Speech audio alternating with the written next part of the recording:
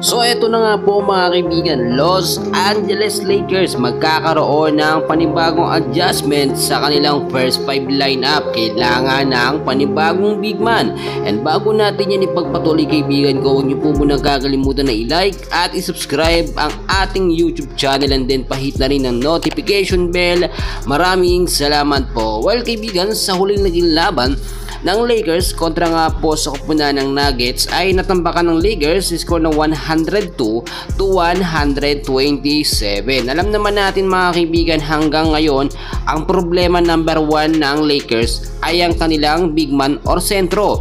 Yung naging first 5 lineup nila, another adjustment na naman ito, nagbabalik din sa starting 5 lineup. Ito nga po si Rui Hachimura, syempre nandiyan si LeBron James, si Anthony Davis, si Cam Reddish at etong si Austin Reeves. And so far kung titignan po ninyo, walang sentro o big man sa kanilang starting 5 lineup.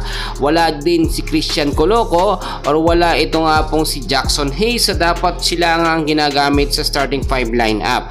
Ayon na rin sa ating mga nakuhang update mga kaibigan, sa susunod na magiging laban ng Lakers kontra po sa Phoenix Suns ay may gagamitin silang big man, which is ang inaasahan lang naman natin na big man na pwede talaga no at may effective dito sa lineup ni JJ Redick ay walang iba kundi nga po si Christian Coloco. Then recently nakita naman natin sobrang effective dito nga pong si Christian Coloco, pero maraming nagtataka bakit hanggang ngayon ay hindi nga po ito isinasama sa starting 5 lineup. Alam naman natin mga kaibigan na hindi talaga magkakampyon ng Lakers kapag wala silang stable na starting 5 lineup na merong big man. Tandaan po natin yan mabuti. Ang tindi ng laban ng Lakers at ng Nuggets, pero kulang na kulang talaga sila sa big man. So sabihin na natin yung nasa starting 5 lineup puro mga star player yan ni JJ Redick mga kaibigan, at talagang magagaling yan.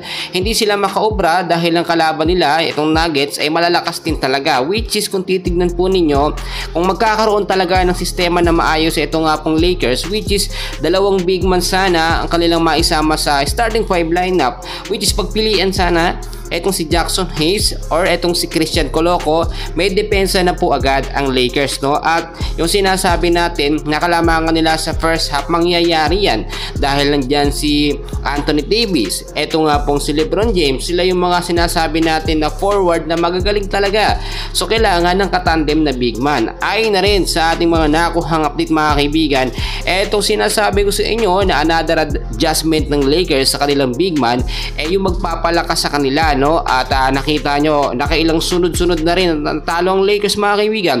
Hindi pa rin kasi nagsasawa sa experimental lineup. Eto nga pong si JJ Redick, which is nananalo lamang sila ng ilang beses, balik na naman sa small ball na lineup etong si JJ Redick, which is kung babaguhin niya po yan, mas magiging maganda sana at mas magiging effective yung mga big man na nasa bench lamang nito nga pong Lakers.